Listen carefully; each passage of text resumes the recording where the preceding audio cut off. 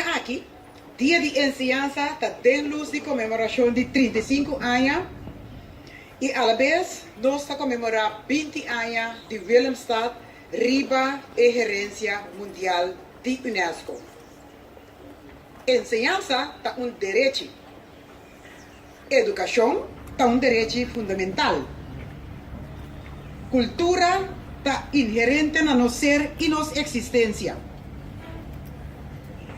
Artículo 26 de Derecho Humano está estipulado que toda gente tiene derecho a enseñanza.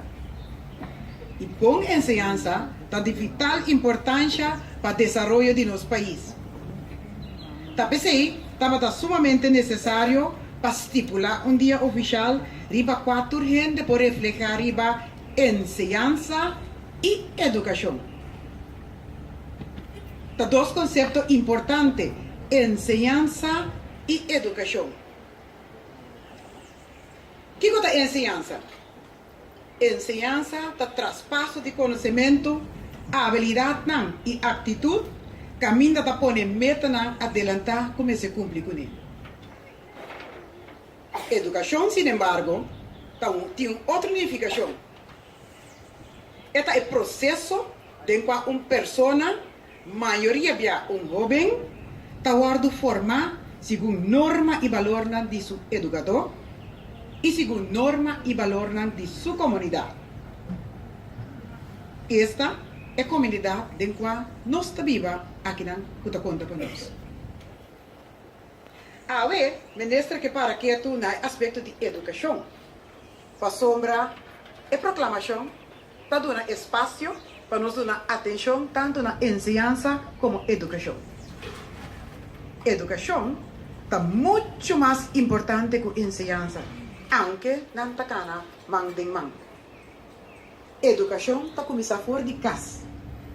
Hoy en día, na escola, no está aí mais que o de maestro não. Nos atende senhor Leo Plantain, papiorato over de dia. E muito não tem muito não de era. E maestro não tem roupa mais responsabilidade que antes não estava aí caso. Tur maior também traga e não talaga no ensinança só, por educação também over ne maestro não. Quem quer o jovem não tem norma e tampouco valor e que não brinca constantemente. Que não falta respeito para maestro não, para outro superior não e não sabe como assim não. Que não agredir outro na escola. Que não apresentar com arma potente na escola. Maneira pistola. Que não ameaçar. Tudo isso que não nos atende todo dia. Educação de nossa comunidade e de nossa jovens não pode aislar fora de cultura.